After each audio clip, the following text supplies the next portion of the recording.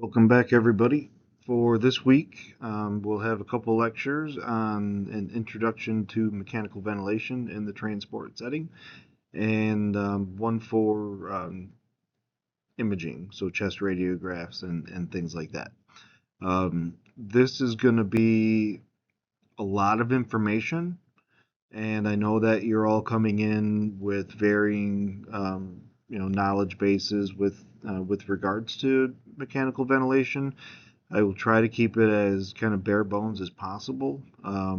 This lecture is really an entire class, so if it appears to be kind of over your head, then let me know, and I can help to break it down into simpler terms and ideas.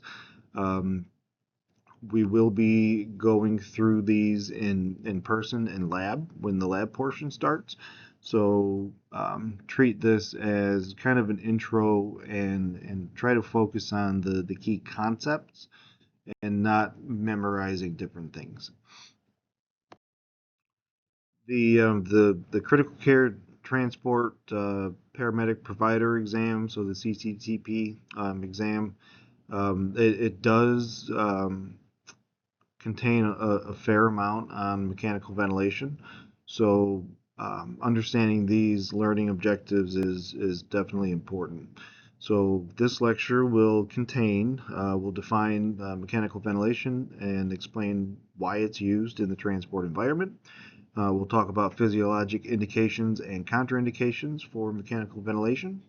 I'll go over the basic mechanics of positive pressure ventilation and some key terminology.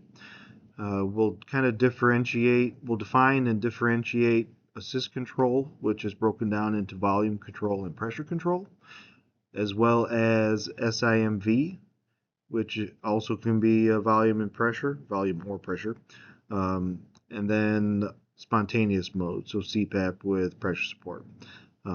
Once we go through that, we'll talk about how you would adjust ventilator settings based on the patient presentation and ABG results. And very briefly, I'll go over some basic ventilator waveforms.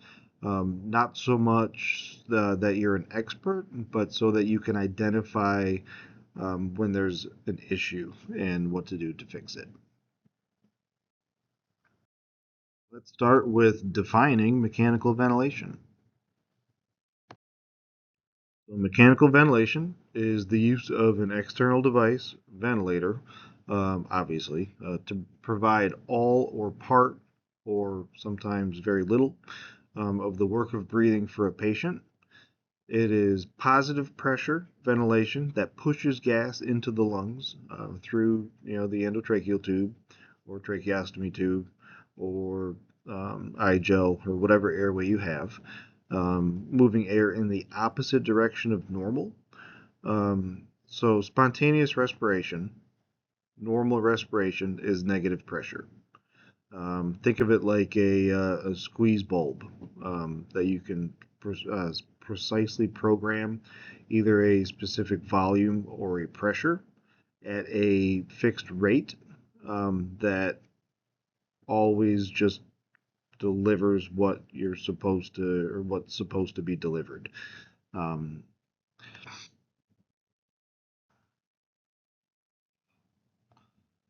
the distinction between negative pressure and positive pressure ventilation is very important.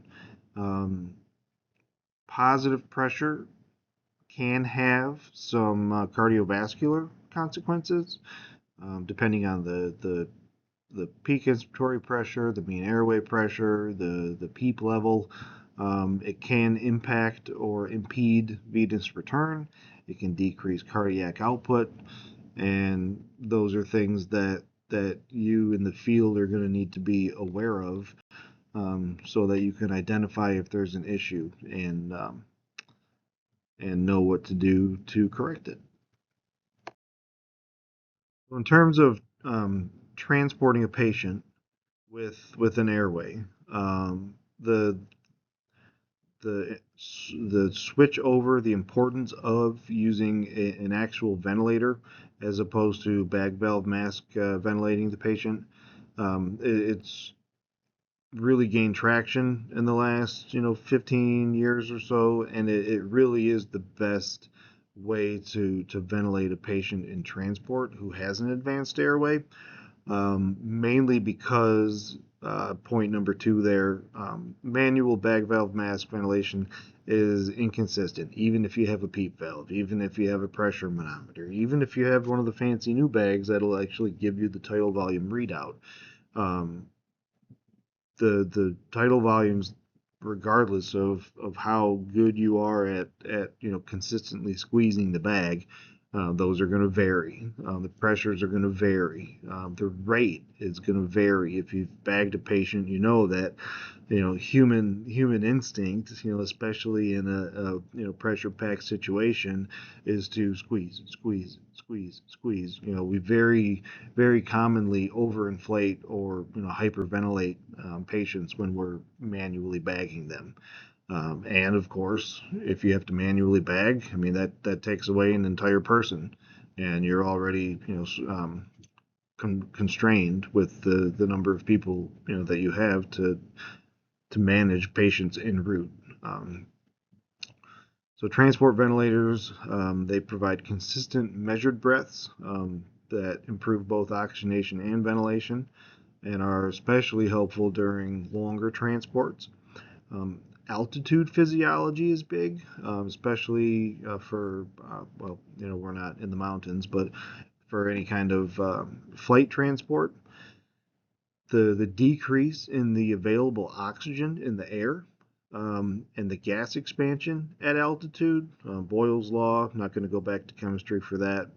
Um, Basically, the higher you are, the less oxygen there is, and gas expansion is such that it makes it harder to breathe. So your MV, that's minute ventilation. Your minute ventilation, we'll get into that in a little bit. That tries to compensate for it. So what that means is, if the oxygen availability is decreased based on altitude, then the body inherently tries to compensate for that lack of oxygen by breathing faster and deeper. So even patients who do not have respiratory compromises, um, it, um, initially, when in flight, could develop it, especially if they have underlying pulmonary diseases like COPD. The second to last point, ground transport, the vibration, the noise, the limited access, the constraints, bagging manually for any extended period of time becomes impractical at best. And then the CCTP/CCP standard of care states that intubated patients must or should be placed on transport ventilators when possible. Before we get into specifics, let's talk a little bit about the physiology of the respiratory system, the essentials of it. That kind of goes back to last week's lecture, and I'll provide a little more next week as well. One of the first things I teach my students when starting this whole mechanical ventilation thing is to think about the breathing process as a whole. Think about what is involved in taking a breath. So as we inspire, there's flow. As we inspire gas, we get volume expansion in the lungs. Depending on the amount of force exerted with that breath in, there is a pressure that's applied, and then time as well. How long of a breath in and or out are we taking? So if you think about ventilation, mechanical ventilation, in simpler terms, with respect to basic breathing physiology, it makes the confusion of all of these new terms and abbreviations a little easier to digest. So start with the top left. So tidal volume. Tidal volume is abbreviated. Usually it's VT. Sometimes it's TV. Um, that is the volume of the gas being delivered per breath. It's measured in milliliters, and we typically target a lung protective volume of 6 to 8 milliliters per kilogram of, that says IBW, ideal body weight. Um, New literature wants everyone to go by PBW, or predicted body weight, and I will get into that more specifically. But tidal volume is the amount or the volume of gas delivered per breath. FiO2 review, that is the fraction of inspired oxygen delivered by the, well, in general, but in this case, delivered by the ventilator. Then that can be from room air, or 21% up to 100%. The PIP, or the peak inspiratory pressure, that's the highest pressure during inspiration. So at end inspiration, the top pressure that is measured in centimeters of water pressure, that is the PIP. The goal for the PIP is to have it less than 40. Typical PIPs are, in the low to mid 20s, and those are PIP is what we really want to watch out for um, when patients are unstable, because a rising PIP means that the ventilator needs to provide more pressure in order to deliver the set volume and volume control. And if a patient's compliance is worsened, so their lungs are stiffer, or if there's increased resistance from bronchospasm or secretions, or some occlusion in the tubing, those things can make PIPs rise. And if pressures get too high, then the patients are at risk for a lot of adverse effects. So, barotrauma, which is trauma or destruction to the alveoli based on too much pressure. Volutrauma, too much volume causing overdistension, and issues like that. Um, and then a pneumothorax, of course, would be kind of um, the end result, which we obviously want to avoid. Bottom left, I to E ratio. That is the ratio of your inspiratory time to your expiratory time. Normal I to E ratios for healthy individuals is 1 to 2. So for every 1 part inhalation, there are 2 parts exhalation. So if you think about it like if you have an inspiratory time of 1 second, then normally we would have an expiratory time of like 2 seconds. And you can do that on your own by just um, concentrating on your regular breaths. So breathe in, breathe out. The breathing out is typically twice as long as breathing in. Um, IDE ratios we do watch closely in the field. Just maintaining an IDE of 1 to 2, 1 to 3 for obstructive diseases like COPD, allowing for longer exhalation time to blow off more CO2. That is important, but yeah, ensuring that you've got a the safe I to E ratio is certainly important. Top right, the respiratory rate. So that's the number of breaths per minute set on the ventilator. Those are the amount of breaths that the machine actually provides. So patients can always breathe above the set rate, but unlike BiPAP, where the rate is a backup rate, and the patients are expected to take all of the breaths spontaneously or on their own. With ventilator modes, especially the control modes, it says control, SI and V. We'll get into those in a few. Setting the respiratory rate that is the rate that you want the patient to breathe, minimum, and then they can breathe over as they're able to. PEEP, that is the positive end expiratory pressure that is still applied by the gas going through the circuit at the end of exhalation. That is what keeps alveoli open, and that is also very important. So you and I right now, we have an intrinsic PEEP, so like a baseline PEEP without any additional support of like 2 to 4 centimeters of water pressure, depending. Um, Usually we'll set a PEEP at a minimum of 5, and it can go up to, well, I mean, some people are kind of PEEP phobic, so they like, they get freaked out if the PEEPs are 8 or 10 or 12, but, in reality, patients need what they need. So ensuring that patients have appropriate PEEP levels is important, specifically for particular disease processes. Plateau pressure, that's a little more advanced. I don't know that you guys will be getting plateau pressures out in the field. However, it's important to understand kind of what it means.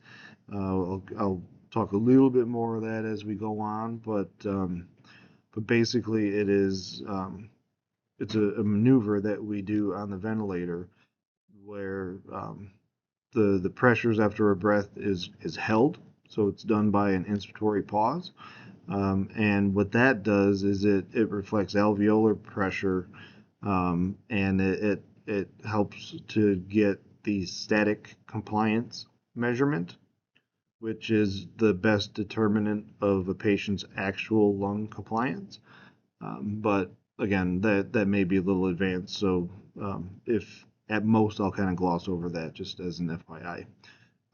Important to note, bottom right, minute ventilation. So minute ventilation is really the driver for correcting acid-base imbalances in a patient based on their blood gas. So if there's a low pH and a high PaCO2, remember back from last week for the ABG lecture, low pH, high PaCO2. That is a patient who is hypoventilating. So they're, pardon, I got a little allergy itch. Patients who are hypoventilating, low pH, high PaCO2. If they're hypoventilating, they are underventilating, so they need more ventilation support. And so in that case, controlling their minute ventilation is really important. And we do that by adjusting tidal volume and rate or frequency. So tidal volume times frequency equals minute ventilation. So if you think about it in simple terms, um, if you have an acid-base imbalance, pH and PaCO2, then you're going to want to adjust either the tidal volume or the rate. And we'll talk about when and why here going forward.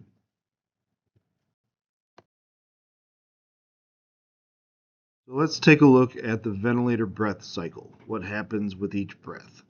Um, there's a lot of information on these vents, and when we get into lab, we'll go through them.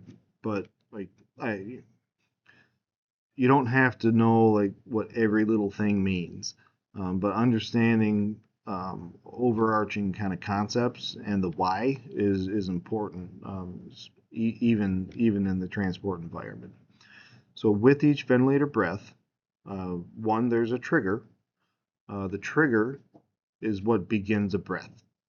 So the trigger is either done by the ventilator, and there are different types of triggers. There's time triggers, there's flow triggers, there's pressure triggers. But either way, it's what the ventilator senses, okay, now it's time to deliver a breath. So for example, if a ventilator rate is like 15 then every 4 seconds it's going to give a breath. And in that case, it would be a time trigger. Um, every 4 seconds, deliver a breath. The patient can also trigger a breath. Um, so anytime the patient inspires against that positive pressure being delivered, that will trigger the ventilator to deliver a breath. So that would be a patient breath versus a machine breath. And depending on the mode, they'll get different volumes and pressures, and we'll get into that here in a few. There's also a limit. So during inspiration, the vent limits either the volume or the pressure based on the mode that they're in and the settings that are in play. And I'll talk about that as well. Cycle, that is the breath cycle. So the time when inspiratory phase ends and expiration begins, the vent will cycle. That that that occurs when either the target volume or pressure or time or flow, that whenever that threshold is reached. And again, that depends on the mode that the patient is in. More to come.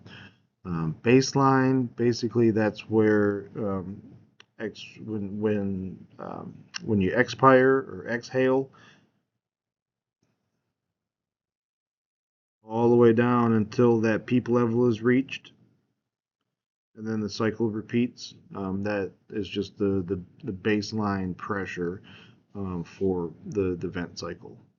And then understanding the trigger limit cycle is kind of the framework for all ventilator modes, even though it's not something that you're really going to set or adjust. It's more important just to understand the way that the breath is being delivered based on the mode, so that you can make it more comfortable for the patient.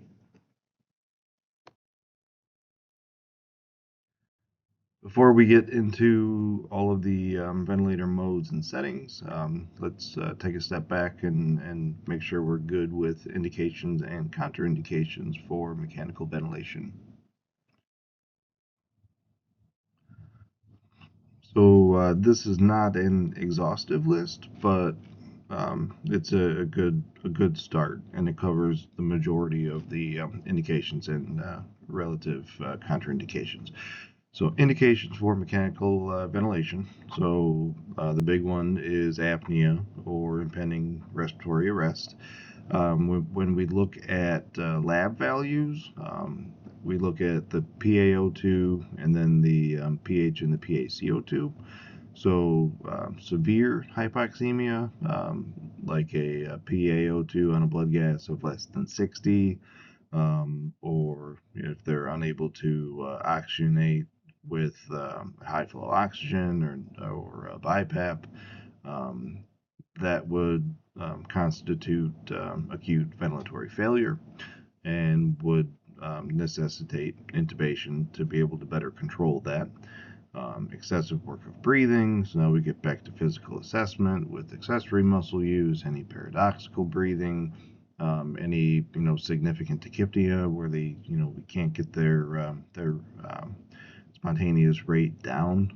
So a respiratory rate of 35 or greater. Um, a lot of times that will indicate a need for a endo tube, so we can sedate them and control their breathing so they don't tire out and crash. Um, Inability to protect their airway. Glasgow Coma score less than or equal to 8. If they have no gag, or if there's a high aspiration risk. When we look at hemodynamics, so hemodynamic instability with some respiratory compromise, that would indicate as well. Um, if you can anticipate clinical deterioration during prolonged transport, when in doubt, throw a tube in and get them to where they're going safely, and let the hospital staff manage from there. And then, of course, post cardiac arrest, if you get ROSC, just to control their level of hypoxia or hypoxemia and their acid base imbalance from being down with a post arrest.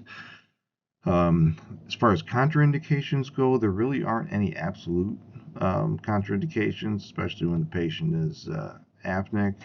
Relative contraindications, if they have an untreated pneumo, always good to do a needle decompression first. Otherwise, run the risk of making the pneumo worse. Severe bullous disease, emphysema is not the best indicator. Emphysema patients are really hard to ventilate, and it's easy to do more harm than good. So we typically don't like to intubate them unless we absolutely have to. Um, Other relative contraindications, obviously, if they're a do not intubate with their advanced directive, always want to verify code status if you have that information available. There's a tracheal obstruction that the ET tube would make worse, or if it's if you're unable to get an ET tube down, um, patients like that would typically need a crake. Um, and usually, I mean, when in doubt, tube them and manage them that way.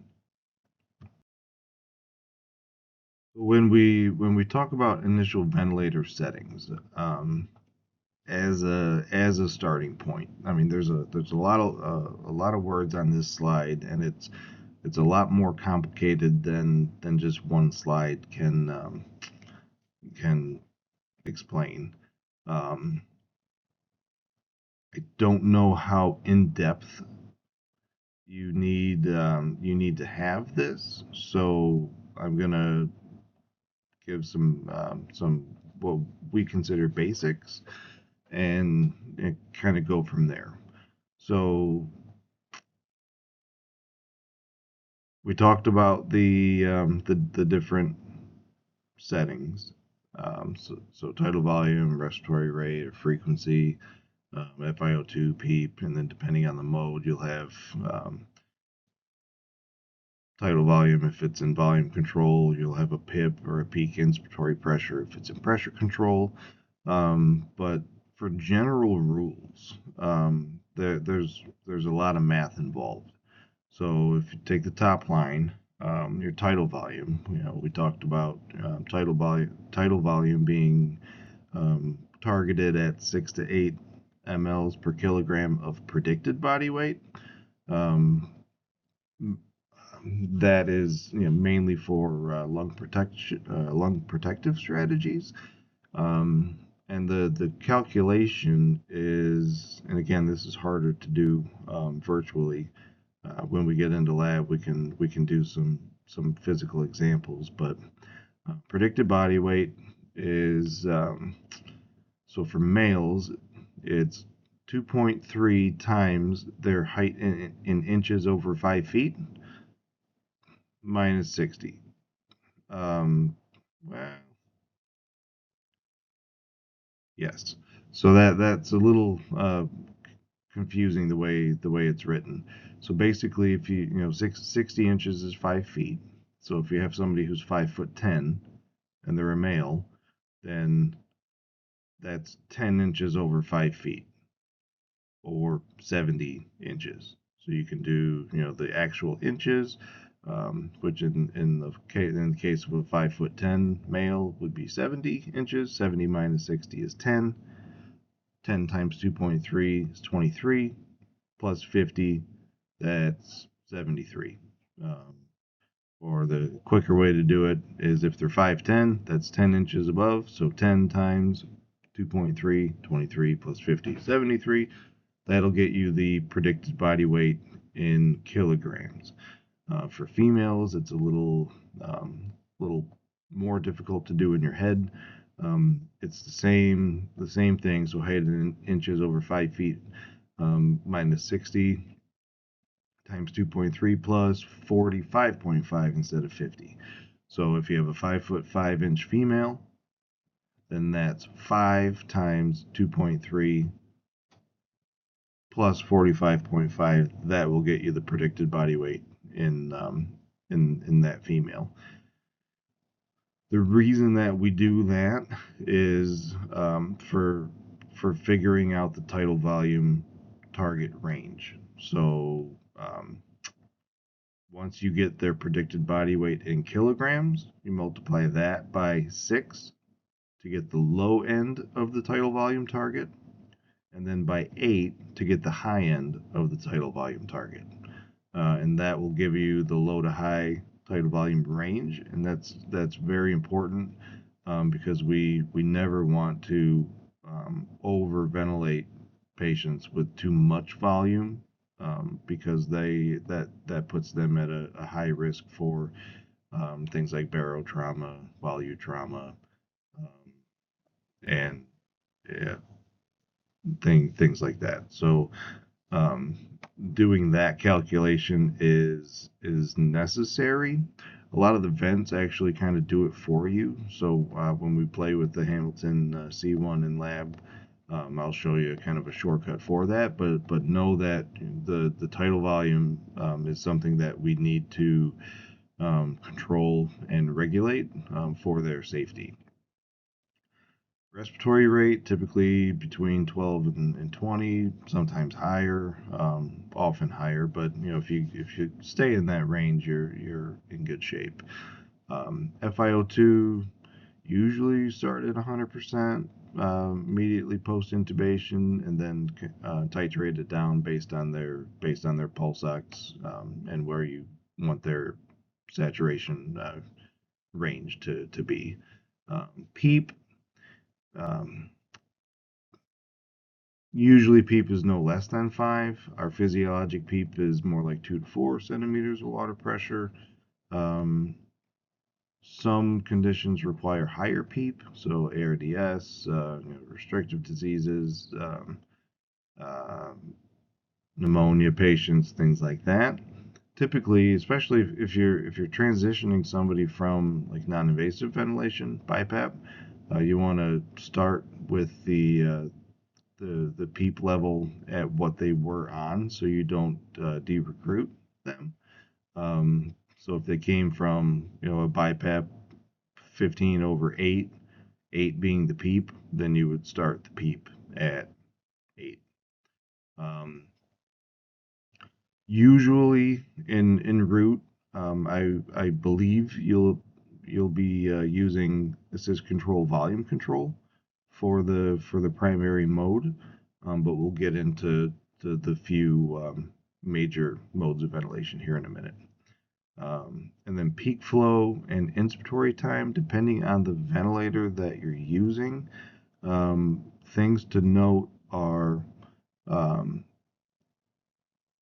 it gets a little complicated. So if you're in volume control, a lot of times there's a flow setting that we manipulate in order to achieve a target I to E ratio. In pressure control, usually we set an inspiratory time, and then the I to E ratio is variable based on the rate that the patient is breathing. So a typical inspiratory time is 1 second. So if you just throw in 1 second, or if you target 1 second for an I time, then you are likely good to go. I to E ratios for a non-COPD patient should typically be 1 to 2, so 1 part inspiration for 2 parts expiration. And for COPD patients, we like a longer expiratory time so that they have more time to blow off CO2 due to their air trapping. So we typically shoot for an I to E ratio of 1 to 3 for COPD patients or obstructive disease patients. And then alarm limits, we'll go over that in a little more detail here, but typically the high pressure alarm is one of the things you want to keep the most eye out for, and typically that's set at 10 above the PIP measurement on the vent. Um, no greater than 40. That's for for patient safety use, and um, alarm limits. You always want to have the low pressure alarms set at something reasonable below the actual measured values and not turned off, because that's an easy way um, to not know if a patient is being harmed. Now that you have a general idea of the ventilator settings, let's go through some of the more common modes that you will be using in the transport environment. So these 5 modes are going to be the primary modes that you'll see out in the field, that are ordered by physicians. We've got assist control, that's AC. AC/VC is assist control volume control. AC/PC is assist control pressure control. SIMV is synchronized intermittent mandatory ventilation, and that comes, you can use that in both volume control and pressure control, with pressure support or without. And then at the bottom there, you've got your spontaneous or CPAP with pressure support. The big thing to look at for these is the impact that the patient has on their ability to trigger breaths, and whether there's a backup rate and things like that. I'll get into each mode in a little more detail, but this is a nice little chart for you to refer back to. So let's start with assist control. So assist control is essentially a full control mode of ventilation, where the settings that you put in, whether it's in volume control or pressure control, those are the settings. Those are what the ventilator delivers to the patient with every breath, regardless of whether it is a ventilator breath or a patient triggered breath. So what that means is, so some modes are more kind of hands off, where they allow the patient to do more work on their own. Assist control is not so much that way. Patients can trigger a breath, so they can breathe above the set ventilator rate, but the ventilator will deliver exactly what is set with each breath, whether triggered by the vent or by the patient. So in assist control volume control, you set a frequency or a rate. You set a tidal volume, which becomes a target tidal volume. And the vent aims to deliver that exact volume with every breath. Now it's going to vary. Let's say you've got a tidal volume set of 500 mLs. Depending on certain, on a lot of things, it won't always read 500. You might get like 502, 496, 513, 488. But it's going to be close to that tidal volume that you set. So the vent delivers the exact volume with every breath, whether triggered by the patient or by the rate. Every patient initiated breath receives a full assisted breath at the preset volume. So the ventilator is doing all of the work, but the patient is allowed to, or is able to, trigger additional breaths if they are not sedated and breathing above the rate.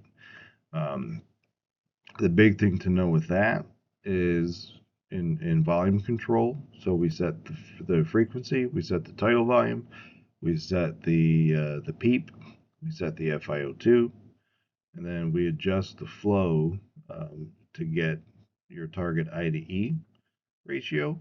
But the pressure, or the PIP, the peak inspiratory pressure, that is variable. That is variable based on the patient. So based on their lung compliance, based on their airways resistance, that PIP, or the pressure, will fluctuate. Um, and we look at that for trending. So if the PIP rises, that means that the ventilator needs to deliver more pressure in order to achieve the volume that you set. So if that's the case, if the vent is requiring more pressure to get to a volume, then the lungs are either worsening in terms of compliance, or there's increased resistance. So something like secretions or bronchospasm, or some compromise in the circuit or the tubing if it's pinched, things of that nature.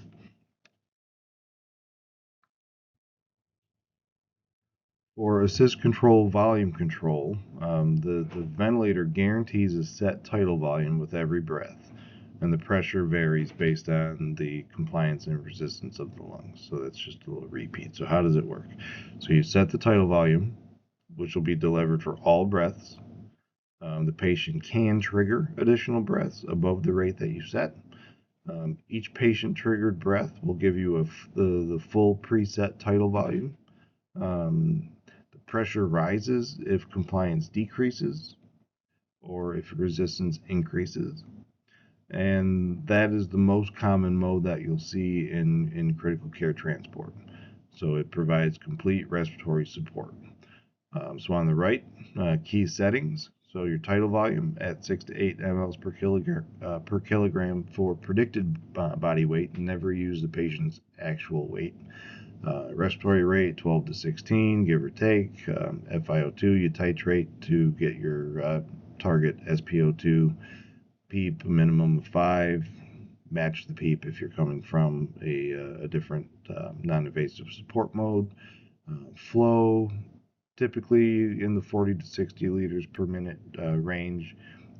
Again, we adjust that to get either an I time target or an I to E target. And then we always want to monitor that high pressure alarm, keeping it at 40 or below. In terms of transport considerations, so some troubleshooting to go along with this. Auto PEEP. Auto PEEP is an accumulation of PEEP when the patient's alveoli on exhalation do not empty as much as they should. So that can cause breath stacking. And air trapping, basically. We really watch out for that, because too much PEEP can really compromise the hemodynamic status of the patients, by impeding venous return and dropping blood pressure. So we always look for that. Patients who are not sedated properly, can be super anxious and tachypnic. Rising PIPs during transport can be due to things like the endotube cuff herniating, mucus plugs from being shaken around, right main stem intubation if it's not secured properly, pneumos, things like that. And for flight transports, altitude. Anytime you go up in altitude, gas expands. So that could inadvertently increase their PIP, which in the case of assist control, volume control is variable. So it's certainly worthwhile to watch the actual peak inspiratory pressures to make sure that they don't consistently climb. And you may need to tighten your alarms to make sure you're notified in the case of rising PIPs. The other part of assist control is assist control pressure control, and that is very similar to volume control, except that we set a PIP, or a peak inspiratory pressure, or in the case of some ventilators, we set the inspiratory pressure above PEEP. So in that case, it would be PEEP additive. So the PEEP plus the inspiratory pressure that you set will give you the total PIP, or the total peak inspiratory pressure. And then your tidal volume is going to be variable. So the vent delivers the exact set pressure for every breath, and then based on the patient's lung compliance and the airway's resistance, that tidal volume will fluctuate and vary. Stiffer lungs receive less volume for the same pressure. More compliant lungs receive more volume because they're already kind of big and floppy. So patients with stiffer lung conditions, like restrictive diseases like ARDS or pulmonary fibrosis, or some pneumonias, those patients benefit more from pressure control. And patients with more compliant lungs, like your emphysematous COPD patients, asthma patients, things like that, those patients benefit more from volume control, where we guarantee a certain volume but allow for lower pressures. Pressure control in patients with very compliant lungs, like emphysema, tend to just make things worse. They make that auto PEEP, that air trapping, the floppy lungs, they just make it worse. So when in doubt, assist control volume control is your go-to. With assist control pressure control, your vent delivers a set inspiratory pressure with every breath, and then the tidal volume varies with the lung compliance. So the inspiratory pressure target set above PEEP is sometimes referred to as the driving pressure, or the delta P, so the change in pressure. Be careful calling it pressure support, because in non-invasive ventilation with BiPAP, the IPAP minus the EPAP gives you your pressure support, but ventilators have designated pressure support settings based on mode, and we'll get to that when we get to SIMV and CPAP. So you can think of it like a pressure support, but try not to call it that, because that would confuse a lot of providers. But anyway, so all breaths, whether triggered by the patient or by the vent, get a full inspiratory pressure, and again, that can be harmful to patients who have obstructive diseases. There's always a decelerating flow pattern, an inspiration that helps to more evenly distribute gas in the lungs. We talked about the tidal volume depending on compliance, and anytime there's a pressure-related lung injury, pressure control is preferred.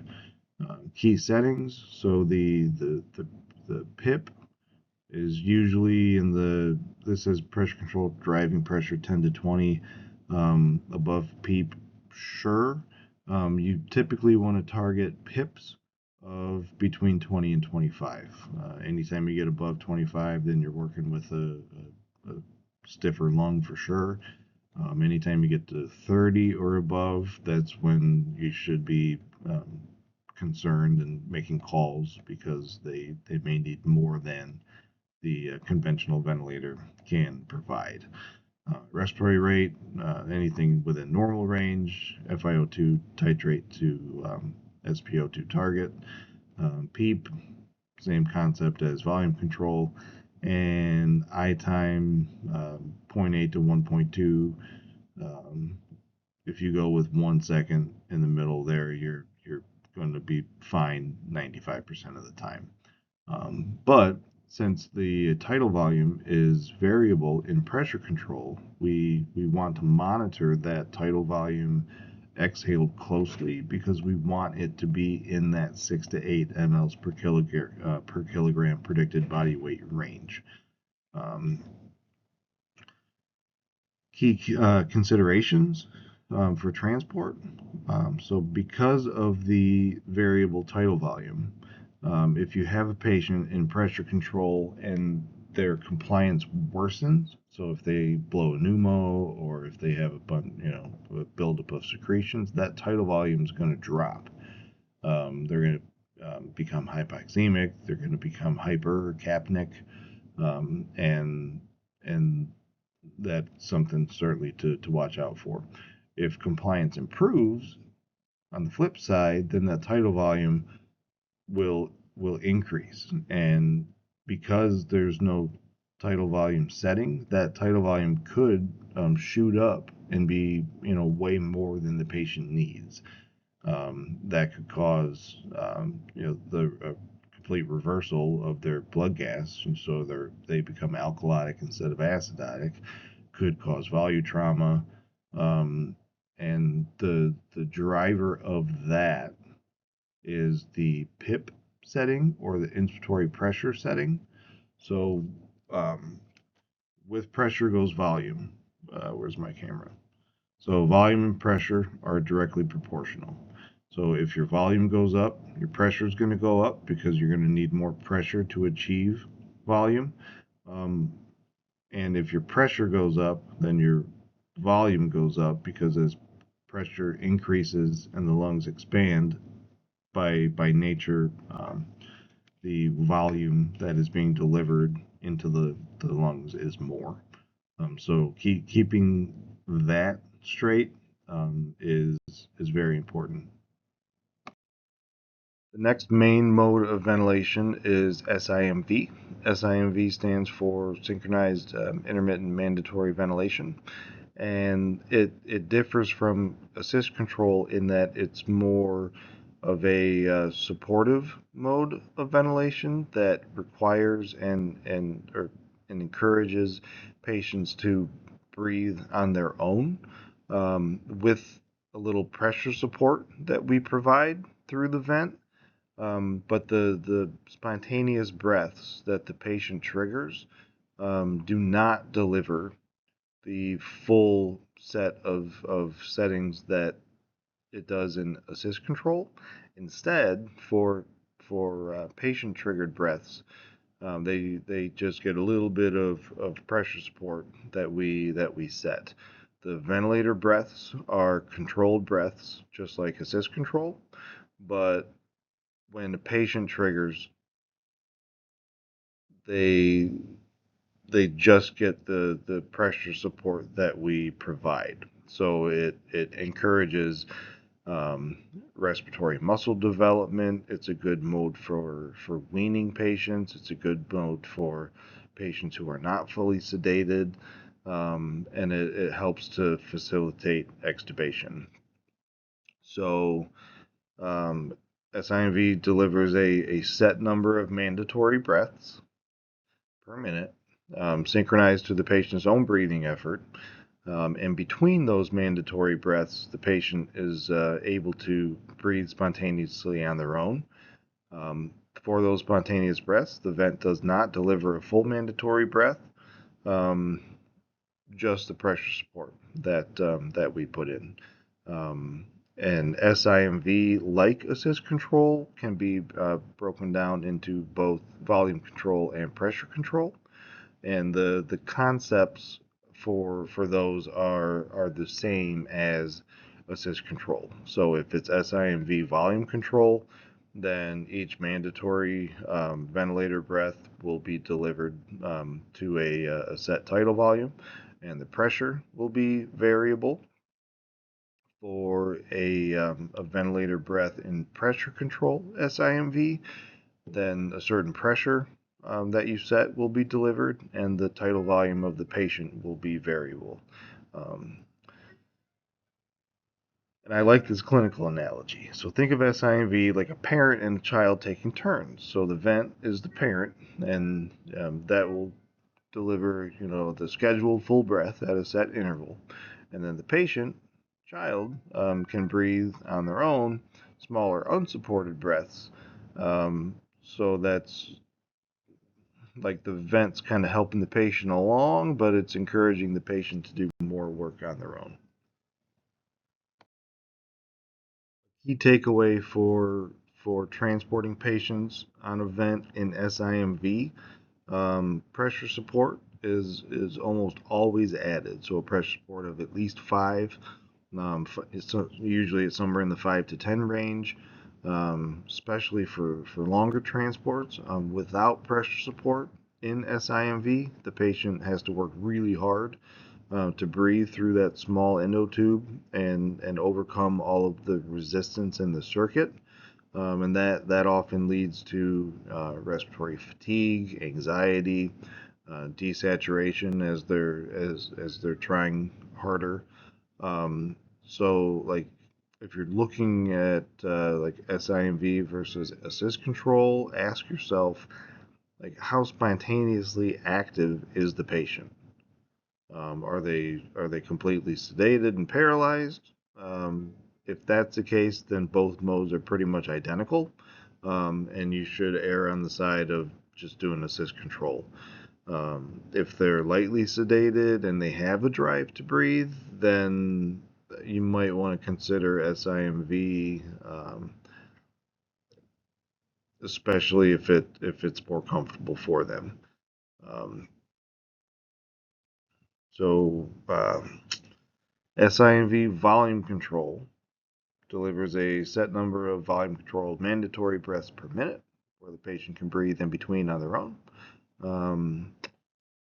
It is synchronized, meaning that the mandatory breath times with the patient's own spontaneous breaths are kind of synchronized when possible. Adding pressure support reduces the work of breathing significantly. And this mode is often used for patients who have some drive to breathe, but need some partial support. Key settings for volume for tidal volume in volume control. You want to target the 6 to 8 mLs per kilogram predicted body weight. Not ideal. Rates are usually set lower than assist control because we want to facilitate the patient to breathe on their own. FiO2 the same, PEEP the same, and then pressure support 5 to 10, up to 15, usually no higher than that.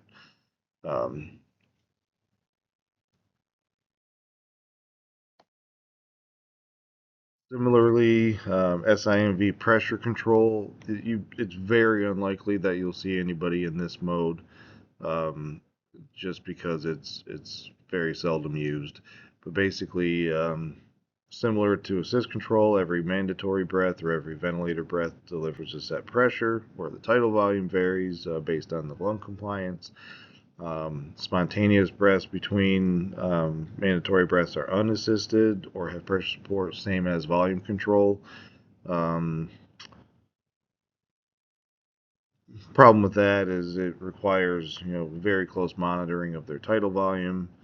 Um, it's particularly useful when there's a need for lung protection if you're worried about the PIPs in volume control and the patient has some respiratory drive.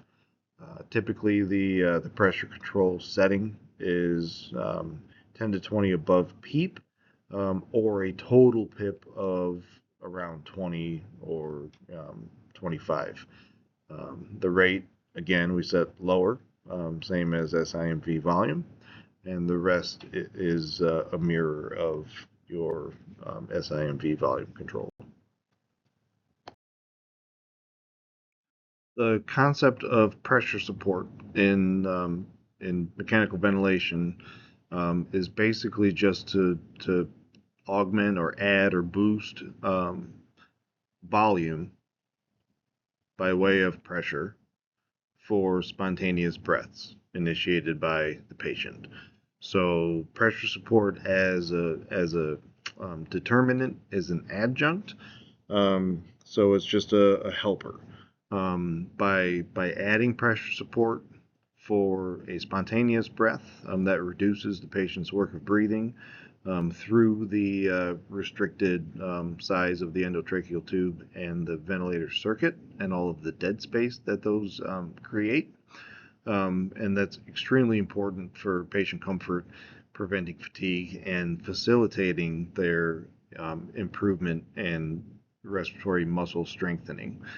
Typically, a pressure support of 5 to 8 that compensates for any of the resistance caused by the ET tube or the circuit, and that's usually what should be a minimum setting for SIMV. Um, Increasing the pressure support will increase the spontaneous tidal volume, and then decreasing pressure support will lower the spontaneous tidal volume. And typically, we look for spontaneous tidal volumes in the 4 to 6 ml per kilogram of predicted body weight range, as opposed to 6 to 8 for control breaths or machine breaths. Uh, And yeah, there's no set volume or time limit for pressure support. So if a patient pulls a spontaneous breath in SIMV, they can literally pull as much volume as they physically can. So we titrate the pressure support to make sure that their tidal volume stays within an acceptable range.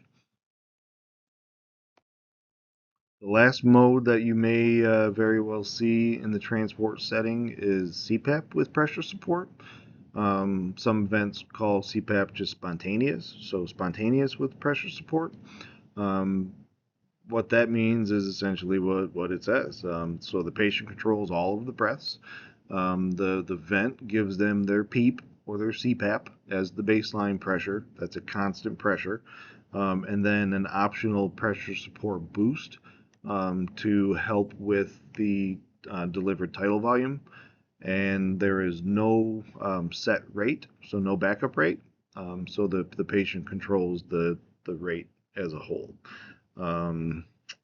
This helps to keep alveoli open in between breaths, helps to reduce work of breathing, while at the same time mandating, making the patient do all of the work, trigger all of the breaths, and it's typically a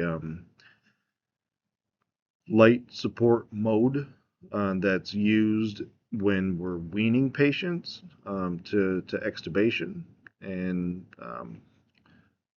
liberating from mechanical ventilation, we call it, or spontaneous breathing trials, stuff like that. None of which you'll likely be doing in the field. So um, I don't see many situations where this might be indicated, but you may end up picking up a trach patient with a home vent, and they may be on CPAP with pressure support. So having a basic understanding of it is important. This chart here is more for your reference for studying. So take a look at that. If you're able to print out the slide deck, go for it.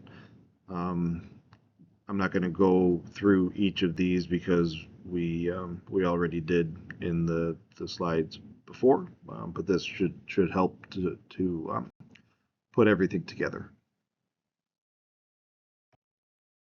All right, now let's take a look at ABG interpretation with respect to mechanical ventilation and what you can do to help correct blood gases that need correcting.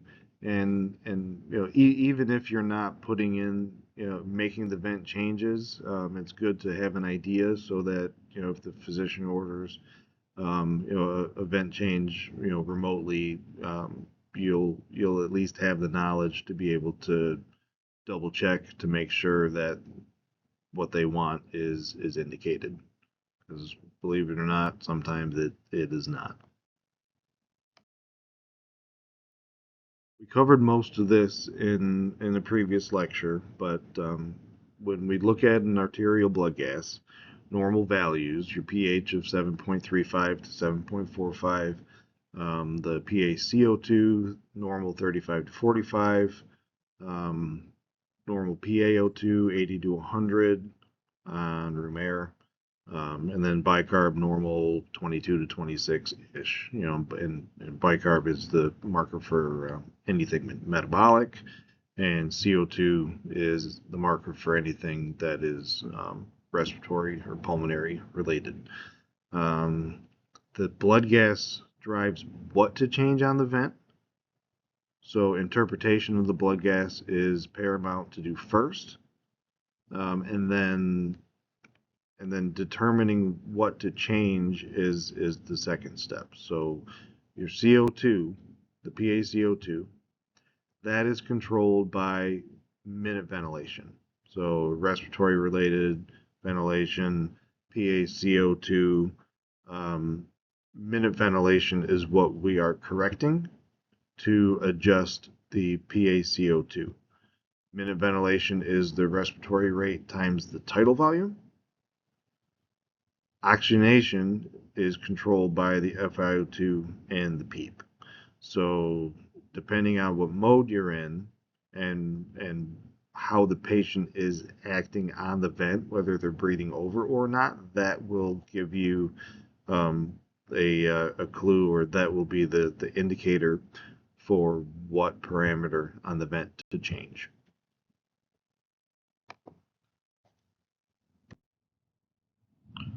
For the first scenario, let's take a look at a pretty standard one.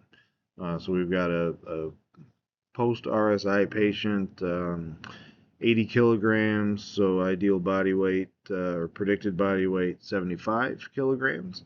They're on assist control volume control with a tidal volume of 450, which comes out to 6 mLs per kilogram predicted body weight. They're on a rate of 12, FiO2 of 50, and a PEEP of 5. And 20 minutes into the transport, you get a blood gas, and we've got a pH of 7.22, PaCO2 of 62, PiO2 85, which is solid, and a bicarb of 25, which means it is not compensated, which means it is an acute respiratory acidosis. So over their interpretation, we've got a low pH, so they're acidotic. The PaCO2 is up, so it's a respiratory issue. They are hypercapnic, and more importantly, they are underventilating. So whenever I teach blood gases, I say, are they, how's their ventilation, how's their oxygenation? In this case, oxygenation is fine. The ventilation, they are underventilating, so we need to provide more ventilation through the vent. In doing so, we need to increase their minute ventilation. Minute ventilation is tidal volume times frequency, so the options are to increase the tidal volume or increase the frequency or the rate. We have calculations for how much to increase or decrease each parameter. I don't think that is within the scope of this course, but understanding, which way to move which value is important. So, for example, if the patient is not breathing above the vent rate, then increasing the rate to increase the minute ventilation to help correct the acidosis and the hypercapnia is the first line of order. If the patient is breathing over the vent rate, then increasing the tidal volume is the first line of order. Because if say the vent rate is set in this case at 12, if they're breathing a total of 20 times a minute, the ABG is taken from their actual rate of 20. So that CO2 of 62, that's based on their respiratory rate at the total, which is 20. So if the vent is given 12, the patient's doing 8, the difference, and the total rate is 20. If you increase the vent rate, say to 14 or 15, it's not going to make any difference because that total rate is still 20. You would have to increase the vent rate more than the total rate, and in that case, it's usually not indicated at all. So in that case, if they're breathing over the vent, you would want to increase the tidal volume instead of the rate to help provide more ventilation to blow off more CO2. For scenario 2, let's take a look at a hypoxemic respiratory failure patient. So we've got a 55-year-old female with ARDS from pneumonia, currently on assist control volume control with a tidal volume of 360 mLs, which is 6 mLs per kilogram predicted body weight, a respiratory rate of 16 and 80% oxygen, PEEP of 8, and her SAT on those settings is 88%.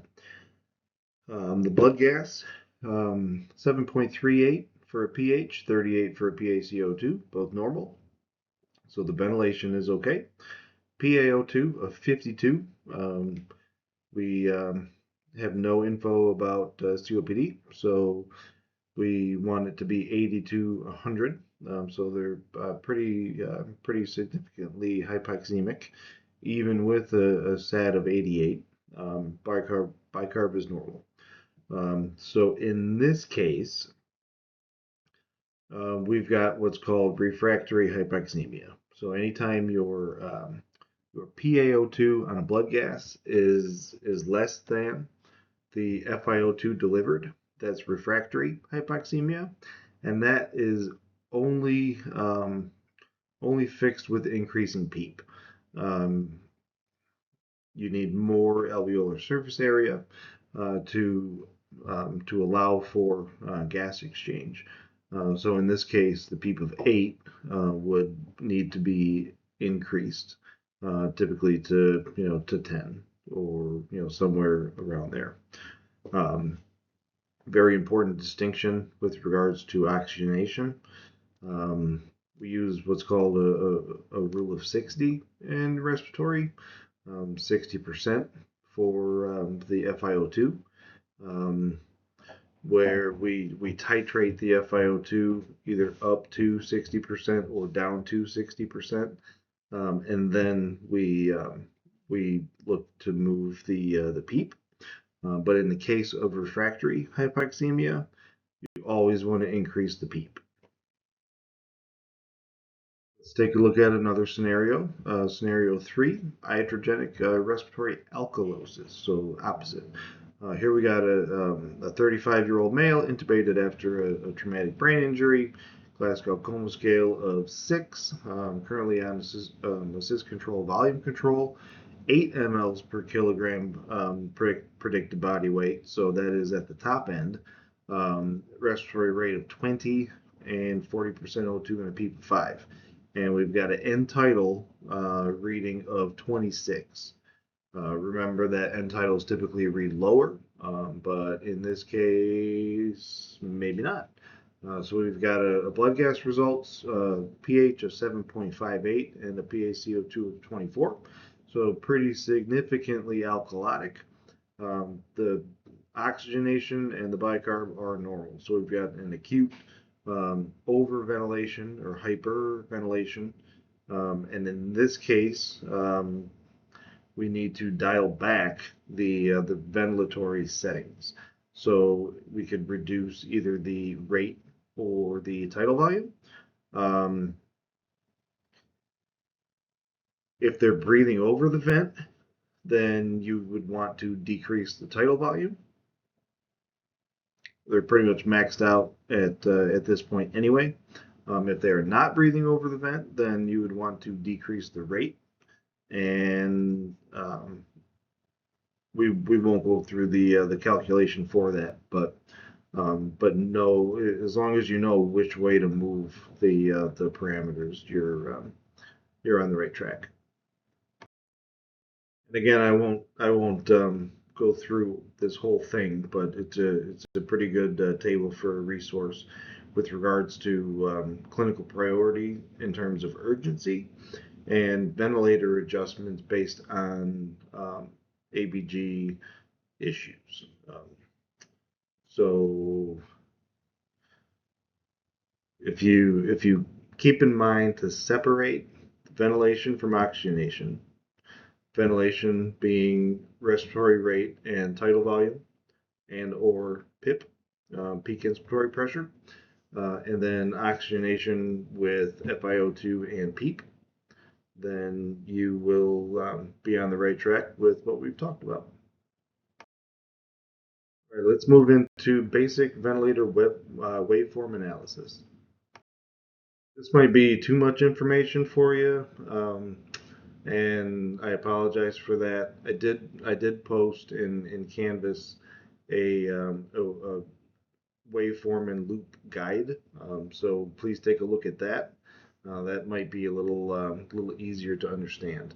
But basically, waveforms are key to um, assessing whether or not the patient is tolerating and synchronous with the ventilator. And it does provide immediate diagnostic information. There's a lot of different waveforms and loops that are available on most transport ventilators. The primary waveforms all over time, so pressure over time, flow over time, and volume over time. Um, the pressure time waveform shows how airway pressure changes during each breath. It identifies the peak inspiratory pressure, any auto PEEP that the patient is generating, and it also gives an indication of the patient's actual effort. The flow time waveform that shows gas flow rates during inspiration and expiration, identifying flow limitation, air trapping, circuit leaks, and things of that nature. Volume time waveform shows tidal volume delivery. It confirms the actual tidal volume received, and it identifies volume loss from leaks.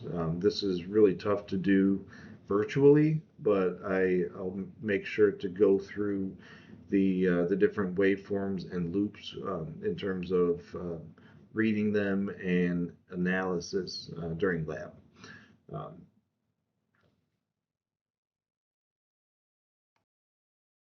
And again, this is going to be tough to look at, on a virtual presentation. But if you look at pressure time waveforms in volume control versus pressure control, the pressure time waveform shows a rapid pressure rise at the start of each breath, and that's due to overcoming resistance from the circuit. It shows a plateau at the peak inspiratory pressure. The peak inspiratory pressure itself reflects resistance and elastance both in the lungs uh, and um, in the circuit itself. To get a plateau pressure, we do an inspiratory hold that gives you the pure alveolar pressure, but I don't believe that's anything that you would be doing out in the field. Um, for pressure control, the pressure time waveform shows a rapid pressure rise to the set level, which is maintained at a set pressure throughout the inspiration phase, and then a dropping PEEP during expiration. Um, but again, I'm gonna err on the side of let's just not worry about that for now. But in the pressure time waveform, both volume control and pressure control look similar. Both have rectangular plateaus. The difference is in volume control, the set variable is volume, and the pressure adjusts, and the waveform itself shows the actual pressure received. In pressure control, the set variable is pressure, so the volume adjusts, and the waveform shows the set pressure that's being maintained. So it's and again, this is going to be clearer in lab when we can actually show you the waveforms. One of the biggest things to look out for is the waveform pattern, and in particular auto peep. Auto peep is hyperinflation of the lungs, where basically the alveoli are not emptying with exhalation, and they just keep building pressure, building pressure, building pressure. And that is something that even in root, it's good to kind of be aware of, so you can combat that as needed. So auto PEEP is positive pressure remaining in the lungs at the start of the next breath. It's trapped gas. We call it air trapping, and that's from incomplete exhalation. For the flow time waveform, the expiratory flow does not return to zero before the next breath begins. And then the flow tracing is still above baseline when the inspiration starts. The next inspiration starts. The result of auto PEEP is increased in intrathoracic pressure, which impedes venous return and causes hypotension, especially in patients who are already hypovolemic. Auto PEEP also causes a high respiratory rate because there is insufficient expiratory time. There's low expiratory flow, leads to bronchospasm, and things like that. The easiest thing to do when you have a patient who is air trapping en route is to temporarily disconnect the circuit to depressurize it, decrease the rate, increase the flow, and extend the IDE ratio to give them more time to exhale. And again, we'll do that in lab as well. In terms of patient effort and pressure support with regards to waveforms, patient effort visible on pressure time waveforms is just a really small negative like dip at the baseline before each breath. You'll literally see it like dip down and then go up. That indicates that the patient is triggering the ventilator. Depending on the size of the depression in the waveform, that indicates how deeply the patient is pulling or triggering the vent. In terms of pressure support, the pressure rises rapidly to the pressure support level, then declines as expiratory flow decreases, and then the breath ends when the flow falls to the cycle off threshold. And I know that might be a little much, but I guess bear with me. If there's a double trigger, let's go down to the bottom one, where the patient triggers a breath mid-exhalation.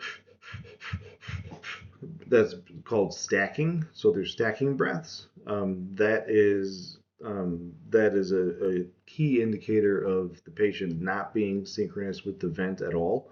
And rather than worrying about like the trigger sensitivity, typically that's fixed by just giving them more sedation. A quick note on troubleshooting, because that is very important, especially in the transport environment. One of the acronyms that you can use to hopefully make it easier is DOPE, in terms of troubleshooting a patient who is not doing well on a ventilator. So the D stands for displacement. So that's taking a look at the endotracheal tube, making sure that it's in the right spot, confirming the waveform capnography with an end tidal CO2, making sure that they have bilateral breath sounds, and checking for right main stem advancement. The O is for obstruction. So anything that obstructs would be, um, secretions, mucus plugs, any kind of blood or vomit, or anything else in the endotracheal tube, which requires suctioning. Anytime there's a kinked or tube, or if the patient's biting down on it, at a bite block in that case. If there's accumulation of water in the circuit, which can absolutely happen, or secretions in the circuit, um, things to look out for. P is pneumothorax. Tension pneumothoraces need needle decompressions. Typically, the differential diagnosis for those are absent unilateral breath sounds, some hypotension, rising PIP on the ventilator, tracheal deviation in bad cases. Um, Obviously, you're not going to wait for imaging, so being able to recognize a pneumo, desaturation, stuff like that, asymmetrical chest movement, um, very important. And then the E stands for equipment slash auto peep.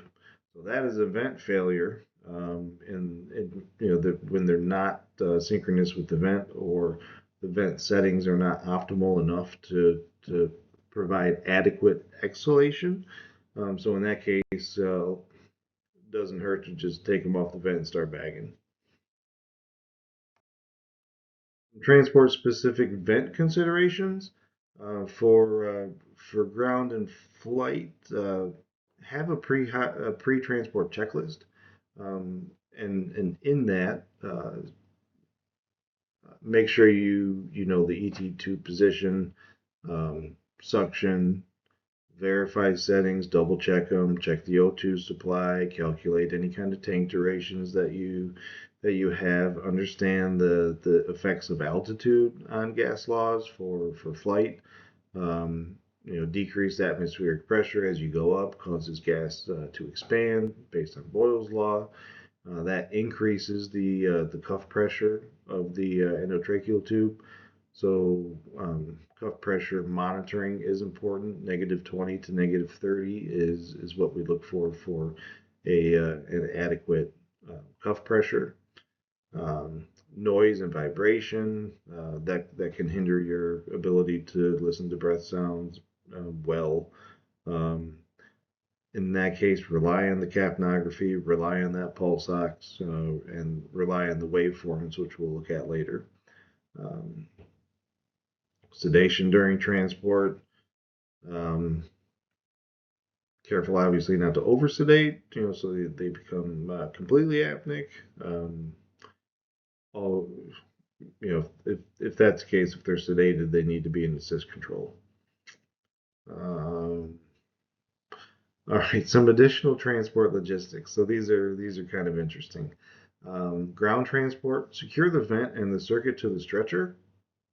Vibration can cause circuit disconnections and all kinds of issues with the vent itself. As far as heated humidity versus an HME, HME is a heat moisture exchanger. HMEs are preferred in transport because they're passive, they're lightweight, they don't have water, you don't have to worry about an extra plug to plug it in. But it does increase dead space and airway resistance. And I can, for somebody who's got thick, dry secretions, it can be a little contraindicated. Document everything, handoff both verbal and written. Have a plan for when you're reading off ventilator settings and ABG results. Always know what your battery backup is and how long it should last. Should it become should you not be able to plug it into power, and expect a little bit of a desaturation when you're switching them from the stretcher to whatever bed they're in the hospital. It doesn't hurt to hit that 100% O2 to um, to pre-oxygenate them before you switch them over. Key takeaways of this long, lengthy, hopefully not too boring lecture. Mechanical ventilation and transport provides consistent controlled respiratory support. Don't rely on bagging for extended transports. Hook them up to the vent, and go with what you know. Positive pressure ventilation from the ventilator affects cardiovascular physiology, so always monitor the blood pressure, especially when you're increasing PEEP. In terms of modes, assist control volume control. That's a full support mode where you're guaranteed a tidal volume, and the PIP, or the peak inspiratory pressure, or the pressure itself, is variable. That is the most common mode. Be sure to identify the PIP trends to make sure that they are not going too high. Assist control pressure control, also full support mode. That's where you guarantee the top pressure, and the tidal volume is variable. In that case, you want to always watch the exhale tidal volume monitor or measurement to make sure that it is not, or to make sure that it's within that 6 to 8 mLs per kilogram predicted body weight range. Lesser support modes, we've got SIMV with or without pressure support. That's a partial support mode allowing for more spontaneous breathing, where it's augmented with pressure support to get a little more tidal volume. CPAP with pressure support, that is where the patient controls all the breaths, only reserved for patients with strong respiratory drive and are not sedated. Key takeaways for ABG management. For a CO2 issue or a ventilation issue, we adjust the minute ventilation, and we do that with either the rate or the tidal volume, or if they're in pressure control, with the PIP, which controls the tidal volume. And then for oxygenation issues, we adjust the FiO2 and the PEEP. Keep in mind refractory hypoxemia, when the PaO2 is less than the FiO2, that indicates a need for increased PEEP before you touch the FiO2. For troubleshooting, use the dope mnemonic. And then for waveforms and real-time diagnostic data,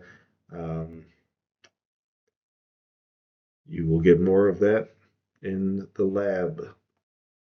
And I want to thank you all for making it through this, and apologize profusely for not getting it out at the beginning of the week. And I will do my absolute best to get next week's out before Monday, so you don't have to run into this issue again. Thank you again.